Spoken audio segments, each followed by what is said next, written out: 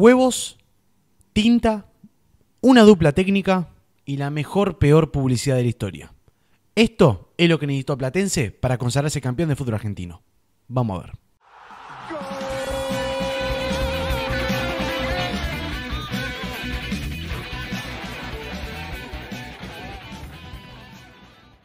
Bueno, una vez más, solitario, Manuel y Emiliano me han abandonado en esta ocasión. Aparte de todo, para que ustedes sepan, es mi cumpleaños. Hoy, lunes 2 de junio, es mi cumpleaños. Estoy grabando esto, se sube hoy esto. Así que si quieren comentar feliz cumpleaños, lo aprecio.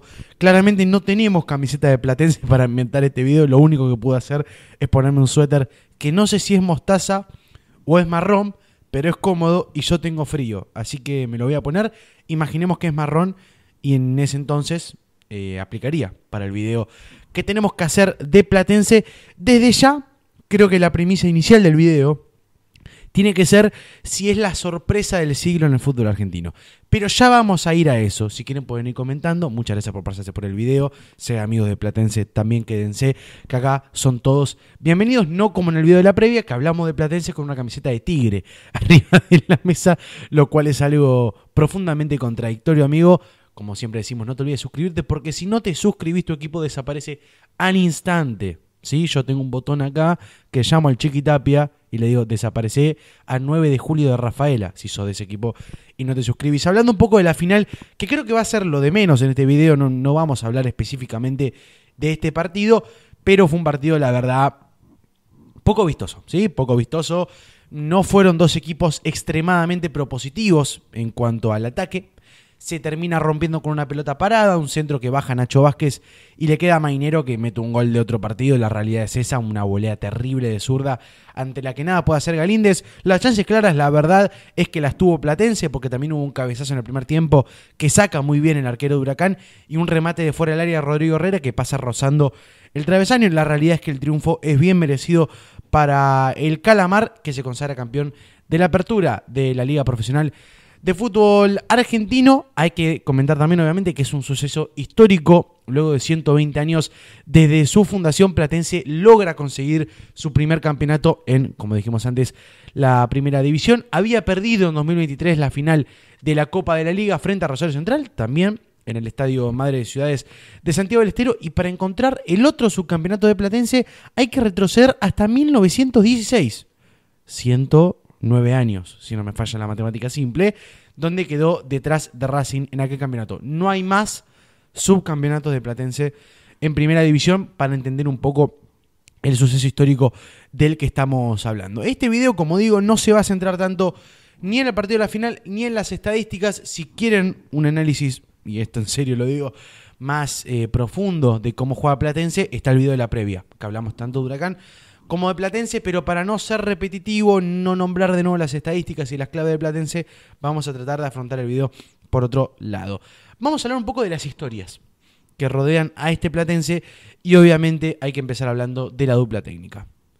No va a ser este el video donde se hable de las declaraciones de Gómez, que a medida que pasaban las rondas era un poco más pobre. O sea, yo creo que si en vez de octavos en adelante era 32avos, Gómez llegaba a la final declarando que él vivía comiendo una caja de fósforos. Era terrible como poco a poco iba bajando un poco más el nivel de indigencia de Gómez. Claramente no me río de su situación, pero era terrible como era una declaración más deprimente o más, ¿cómo decirlo?, triste, por así decirlo, o de superación que la anterior. No lo dije, mejoramos, no sé, pero cambiamos un poco la escenografía, pusimos un cuadro. El cuadro se va a quedar, la duda que tenemos es con los papeles alrededor, así que pueden también dejarlos sus opiniones en comentarios.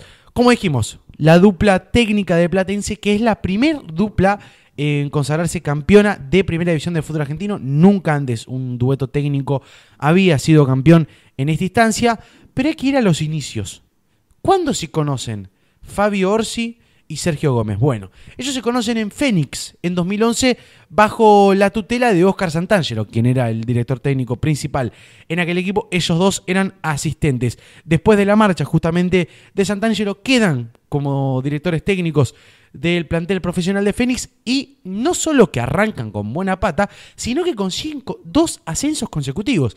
Primero, de Primera D en 2012 a Primera C y después, en su primer año en la cuarta categoría, que sería la C del fútbol argentino, consiguen el ascenso por reducido a Primera B Metropolitana, eliminando a Deportivo La Ferrere y Deportivo Español. Después de estas muy buenas campañas en Fénix, llega la chance de dirigir justamente a Deportivo Español, de quien habían sido verdugos un año antes, junio de 2014, que ya se ubicaba igualmente en tercera división en el gallego, el equipo del Vasco Flores, que ya había ascendido después de esta final perdida.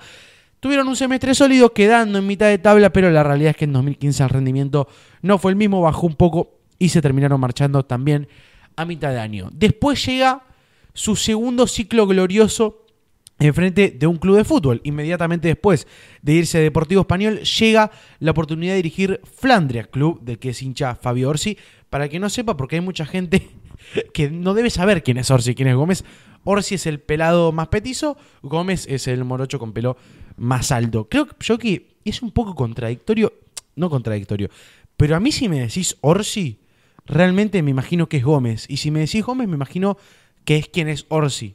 No sé si me explico. Como que Orsi me va más con el físico de Gómez y Gómez me va más con el físico de Orsi. No sé si a alguno le pasa. A mí me pasa un poco eso. Bueno, llegan a Flandria y ya volvieron los grandes resultados, consiguiendo el primer ascenso en la historia del Canario de Primera B Metropolitana a Primera B Nacional, luego de un empate por 0-0 en Cancha Atlanta, que era el segundo, así que era prácticamente una final. En esa última fecha duraron 3 años en el cargo y se marcharon después de descender nuevamente a la B Metro en 2018. Después de este descenso, obviamente no quedó manchada su carrera, ¿no? No es que son malos técnicos porque descendieron con Flandria, no. Todo lo contrario, son unos grandes técnicos porque llevaron al equipo de Jauregui a la Primera B Nacional. Almagro no hizo ojos ciegos, oídos sordos a toda esta situación y por eso se hizo de los servicios de Orsi Gómez, que no duraron mucho en el cargo del equipo de 3 de febrero.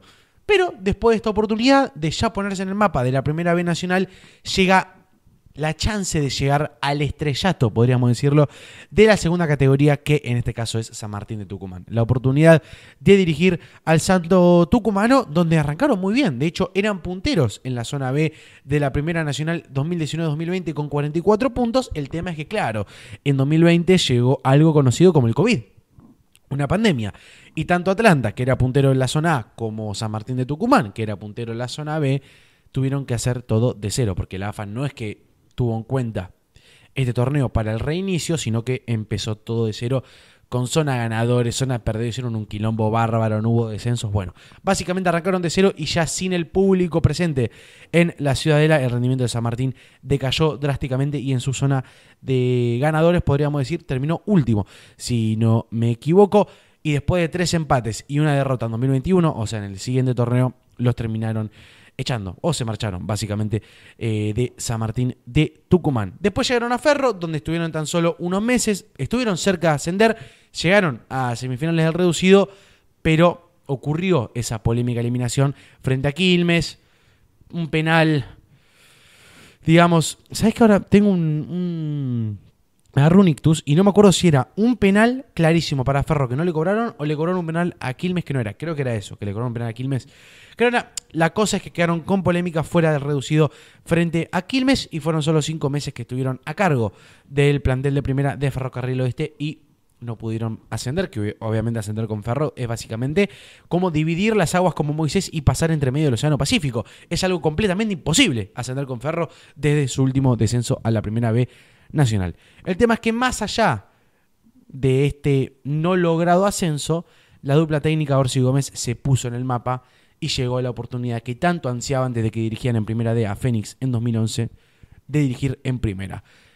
El que tuvo la chance de tener a estos dos genios del fútbol en el banco de suplentes por primera oportunidad fue Godoy Cruz, que ahí estarán viendo una foto de la presentación, que llegaban luego de un paso, digamos, irregular del traductor Flores, que estaba dando sus primeros pasos en el fútbol argentino.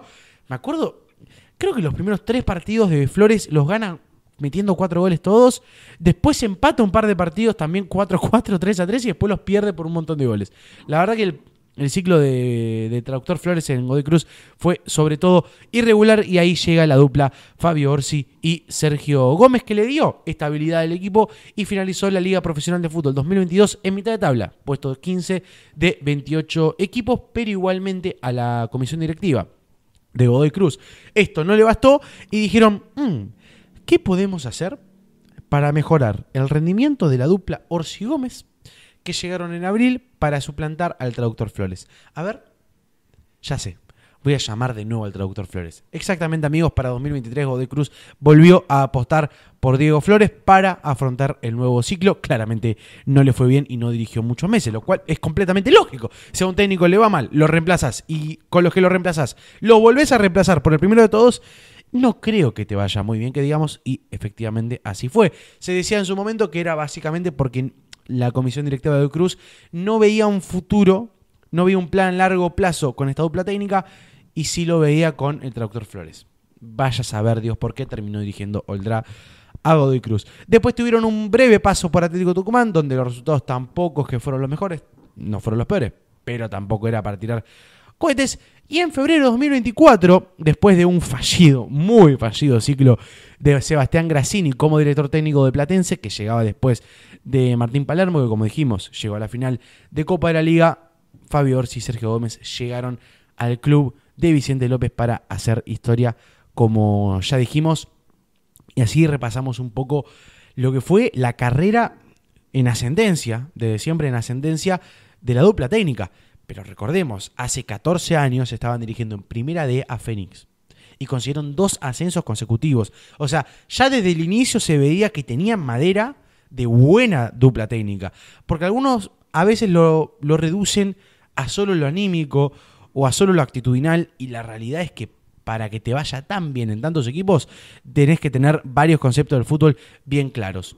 Y aparte de los técnicos, hay que remarcar un poco la política de Platense, que obviamente al no contar con un presupuesto de un equipo grande, tiene que rebuscárselas más. En el video pasado, en el video de la previa de la final, hablamos un poco de dónde venían estos jugadores. Hoy vamos a hablar de los 11 titulares de Platense, dónde estaban hace 5 años. Así, más o menos, tomamos en cuenta de los jugadores que acaban de salir campeón del fútbol argentino. Repito, porque creo que no se le da la magnitud que debe, que es el primer campeonato en 120 años de historia de Platense.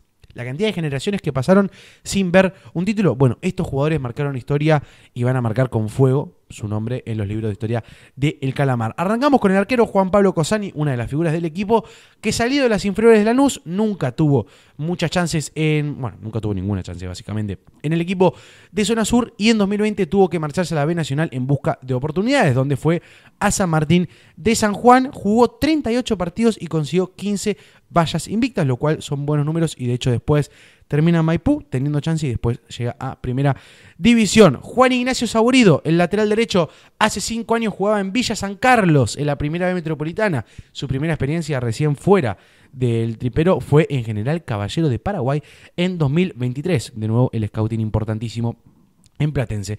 Ignacio Vázquez, quien no es capitán de Platense y buscado supuestamente por Boca... supuestamente no. El presidente de Platense dijo que Boca preguntó por Nacho Vázquez. Después de conseguir el ascenso o el regreso a la B Nacional con All Boys, club del que surgió y del que era también capitán, el hoy capitán también de Platense se marchó a préstamo a Belgrano, que era equipo de la B Nacional en aquel entonces y no jugaba en primera. De hecho, estaba Caruso Lombardi dirigiendo a Belgrano y Nacho Vázquez, para los que lo estén viendo jugar, jugaba de 4 para Caruso Lombardi. Claramente no tuvo mucha continuidad en ese lugar, porque me parece que si algo no es Nacho Vázquez, es lateral derecho. Oscar Salomón, que es el número 6 en Platense, no tuvo oportunidades en Boca hace 5 años y se marchó a Central Córdoba, donde terminó jugando 50 partidos con la camiseta del Ferroviario. Pasamos al lateral izquierdo, Tomás Silva, que en aquel entonces tenía 17 años, aún jugaba en las inferiores de San Lorenzo y recién tuvo continuidad el año pasado cuando se marchó a préstamo a Atlanta. Pasamos a la mitad de la cancha, Guido Mainero, el autor del gol, quizá uno de los hombres más importantes de la historia de Platense, hay que decirlo hoy por hoy. En 2020 hay que decir que el extremo derecho vistió los colores de Defensa y Justicia, Vélez y Deportes Iquique. 3 equipos en un año para Guido Mainero, que claramente en ese entonces, bueno, hasta llegar a Platense, no encontraba regularidad en ninguna de las camisetas que vestía. En la mitad de la cancha tenemos a Rodrigo Herrera, volante central, que todavía estaba en las inferiores de Defensa y Justicia. Recién se hizo un nombre cuando pasó a San Martín de Tucumán en 2021 y 2022, pero antes de eso, hace 5 años, ni siquiera conocíamos a Rodrigo Herrera. Su compañero en la mitad de la cancha fue y seguirá siendo Leonel Pico, que también hizo las veces de defensor, ha jugado mucho como stopper en línea 3, como líbero o en línea de 4 mismo, ha jugado de defensor. Leonel Pico todavía se encontraba en Arsenal hace 5 años, que es donde surgió de las inferiores del club de Sarandí y después pasó por Colón. Y por izquierda jugó ayer Vicente Taborda, que todavía era una de las principales promesas en las inferiores de Boca. Nunca se le dio oportunidades en la primera división del equipo de la Ribera. El único partido que yo recuerdo es cuando entró en la final de Libertadores, cuando lo quemó completamente Almirón enfrente de los ojos de toda Sudamérica. En la punta de ataque estaban Augusto Lotti, que quizás se encontraba en el mejor momento de su carrera hace 5 años en Atlético Tucumán. Después la verdad es que nunca encontró el mismo rendimiento y en Platense para mí es la pieza más floja de todo el calamar, aunque esto no le quita mérito porque es campeón de fútbol argentino. Y Ronaldo Martínez, que después de un paso por Central Norte, que por entonces estaba en el Federal A, estuvo 18 meses, repito, hace 5 años, en Cerro Porteño. Volviendo un poco a la consigna del video y después de ver los lugares por donde pasaron técnicos y titulares de este Platense y el mérito que tiene salir campeón con Platense y que estos jugadores hayan levantado los trofeos de primera división de fútbol argentino, hay que hablar de si es la sorpresa del siglo. Porque no es ninguna exageración decir que después de un cuarto justamente del siglo XXI, estamos en 2025, se hable de que sea la sorpresa del siglo del fútbol argentino. Voy a nombrarles un par de equipos para ver si pueden hacerle competencia. Todo esto reducido a ligas. No tomo Copa de la Liga porque hay muy pocas y la sorpresa podría haber sido Colón, pero la verdad es que tenía un buen equipo y con Eduardo Domínguez de técnico uno podía ver algo que se asomaba. Y después la Copa Argentina no la voy a tomar tampoco, porque podríamos hablar de Patronato en ese caso. Pero vamos a hablar de ligas, que es lo que ganó Platense. Vélez en 2024 fue una sorpresa, pese a que terminó siendo el mejor equipo de fútbol argentino, fue una sorpresa por cómo arrancó. El Arsenal de Clausura 2012, que igual era un equipo muy sólido y aparte tenía la ayuda del poder. El Banfield de la Apertura 2009, que tenía un buen equipo, pero nadie se lo esperaba. Y Lanús de la Apertura 2007. Acá también podría estar el Racing campeón de 2014, que nadie apostaba porque fuera campeón. O el San Lorenzo, que se consagró el año anterior, que fue el peor campeón en cuanto a los números del fútbol argentino. Para mí, teniendo en cuenta los jugadores de Platense, cómo los trajo, el poco tiempo que llevan primera, y los equipos contra los que tuvo que jugar, porque eliminó a River, a Racing y a San Lorenzo, y en la final le ganó un Huracán que llegaba en su vida total, me parece a mí que Platense es la sorpresa del siglo. Creo yo que no hay manera de comparar lo que hizo Platense con el resto de equipos, que si bien son sorpresas y son otros formatos que lo que vamos a hablar ahora, me parece a mí que lo de Platense tiene muchísimo más mérito, repito, por la escasez de herramientas del plantel, por la maximización que pudieron hacer dentro de lo que tenían la dupla técnica Orsi Gómez. Porque a cualquier técnico le das el mismo plantel que tiene Platense este año, no solo que no sale campeón, sino que pelea los últimos lugares. Es realmente muy meritorio y de los mejores trabajos de directores técnicos que hemos visto en los últimos años y quizá en el siglo, lo que han hecho Orsi Gómez con el equipo de Vicente López. Y esto nos abre el abanico, creo yo, este campeonato de Platense, para algunas preguntas. La primera, obviamente, es en cuanto al formato. Hay muchos equipos, o muchos dirigentes, o muchos jugadores, o muchos hinchas, que se han quejado del formato de este campeonato. Y no hablo de principios de año donde ya veíamos que este formato era inservible, no inservible, sino de que era insólito que una primera división no tenga liga y se divida de esta manera. Aunque cuenta como liga, entienden a lo que voy, el equipo campeón, o cualquier equipo, no juega contra todos los de su división para consagrarse, ¿me explico? Pero hay muchos equipos que han salido más a la defensiva una vez han sido eliminados. Caso Argentino Juniors, caso River sobre todo, que es donde más hinchas se quejaron acerca del formato, aunque ya sabían cómo era el formato. Había que quejarse antes, no cuando te eliminan, me parece a mí. Ahora, ¿qué creo yo? Yo creo que es insólito, como dije antes, que una liga, que una primera división no tenga una competencia de todos contra todos. Y aparte que para el segundo semestre las zonas son las mismas. No es que vas cambiando cosa de que a lo largo de un año sí que todos los equipos jueguen contra otros. No. Las zonas son las mismas. Entonces, por ejemplo, Platense en todo el año no va a jugar contra... Bueno, ahora no me acuerdo de las zonas. Pero pongámosle que no está en la misma zona que Independiente. Platense no va a jugar en todo el año contra Independiente. O contra San Martín en San Juan. No lo sé. ¿Me explico? No va a jugar en todo el año contra 14 equipos. Salvo que se los cruce en playoff. Lo cual es insólito. Porque estamos hablando de una liga de primera división. Después, quien sale campeón, quien no sale campeón, bueno, es el equipo que mejor se adaptó al formato. No me parece caerle a Platense o restarle mérito a Platense porque sea un formato que no nos conforma a todos. No me parece que vaya por ese lado. Pero sí va por el hecho de que es insólito tener un formato así para primera división. Dicho esto, todos los equipos conocían el formato. Entonces, vos te tenés que armar y vos tenés que pensar los partidos sabiendo el formato, sabiendo que de tu zona de 15 clasifican 8, que tenés que perder la menor cantidad de puntos boludos posibles. Y después de que va a ser un mano a mano. Entonces tenés que acostumbrarte a sufrir, tenés que saber que tener tanto la pelota quizá no te va a servir tanto, que proponer siempre no te va a servir tanto, porque un gol hace la diferencia para toda la serie porque no tenés revancha. Tenés que saber que tenés que practicar los penales, porque capaz en un partido no podés romper la defensa del rival. Tus jugadores tienen que estar aptos, tus arqueros tienen que estar aptos para los penales.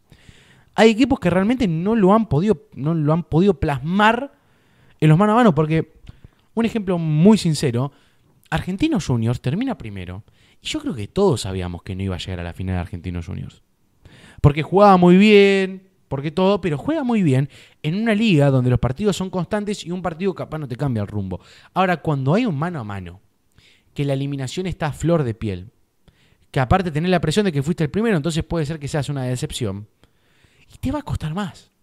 Y por cómo jugaba Argentinos Juniors y por cómo estaban dadas las cosas, de que los equipos visitantes, al tener menos presión, solían clasificar más que los locales, y era muy probable que Argentinos Juniors quede afuera. Lo mismo con Rosario Central. Aunque me parece más candidato que Argentinos Juniors, viendo cómo jugaba cada uno, aunque Argentinos, repito, jugaba mejor.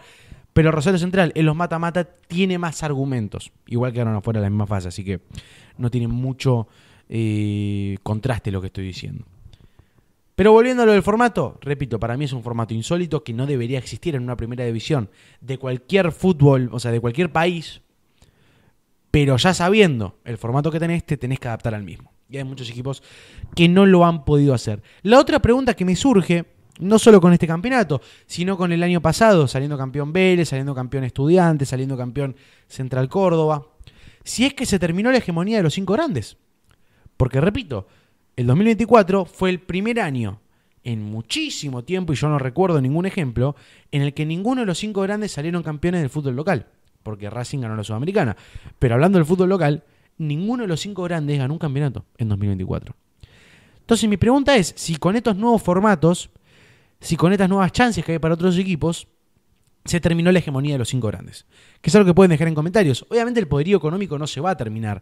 El poderío económico de Boca y River sobre el resto, de Racing e Independiente sobre todo lo demás, aunque sin llegar a Boca y River. Eso no se va a terminar. Pero sí que futbolísticamente, si los formatos siguen cambiando y favorecen más a los equipos que quizás no tienen tanta regularidad, pero que el día D, a la hora X, están ahí, hay que pensar si la hegemonía de los 5 grandes ya está resquebrajada. Se lo dejo a ustedes para que opinen en comentarios. Para mí puede haber algo. Puede haber algo de que cada vez se varíen más los campeones y no tengamos tantos 5 grandes fijos que ganan siempre. Porque estos bajan el nivel y porque los otros también lo suben. Se empareja un poco todo para abajo y el resto aprovecha, que es lo que viene pasando. Y lo último que quería hablar es el premio. $500.000 se lleva el campeón del fútbol argentino. La Conmebol le da $1 millón a la AFA para premio, lo divide en los 2 campeonatos. Eso es lo que pasa. Y la AFA no pone un peso. $500.000. $500.000 es menos de lo que puso Boca por Russo. Menos de lo que puso Boca por un técnico. A un equipo quebrado como es San Lorenzo ahora mismo. 500.000. ¿Qué hace un club de fútbol con $500.000? Que quiere tener aspiraciones al año que viene, por ejemplo, como Platense, hacer algo en Copa Libertadores. No te digo clasificar, porque es muy difícil. Pero por lo menos hacer un papel digno en Copa Libertadores. Que con este equipo capaz lo hace. Pero siempre es bueno tener un plus. $500.000. ¿Qué jugador de buen nivel hoy en el fútbol argentino puede salir $500.000? Salvo que vayas al ascenso. Pero de nuevo, es una apuesta y tenés que estar muy seguro de lo que haces para competir en el máximo nivel. 500.000. ¿El fútbol argentino solo genera lo que da Conmebol? ¿El fútbol argentino no genera más que eso? ¿Dónde va ese dinero? Porque yo sé que va a todas las disciplinas que tiene la AFA, el fútbol femenino, el futsal, etc. Pero no creo que todo se ocupe ahí. Porque genera mucho el fútbol argentino. Sobre todo la selección. $500.000. Los sponsors. Es muy poco. Es muy poco y genera sospechas. Entonces, amigos, ya saben, tienen un millón de consignas para dejar en comentarios. La primera es si la sorpresa del siglo. Y la segunda, sobre todo, es la que decíamos antes, si se terminó la hegemonía de los 5 grandes. También pueden opinar, obviamente, acerca del formato y acerca del premio nefasto que para mí da la AFA. Hasta acá llegamos con este especial, podríamos decir, de Platense campeón del fútbol argentino. Esperamos, bueno, espero, porque estoy yo solo acá. Mirá, tengo un hilo acá. Bueno, eso después, mira, me acabo de dar cuenta, debe estar todo el video acá dando vueltas el hilo. Así que nada, bueno, después lo estaré viendo. Muchas gracias, amigo, por quedarte hasta el final del video. No te olvides de darle like, de comentar y, como decimos siempre, de suscribirte para no perderte la próxima edición del Diario del Lunes. Chau, chau. No estaba suscrito al Diario del Lunes y lo tuve que matar. Lo tuve que matar y al próximo que me entere que no está suscrito, lo voy a matar también.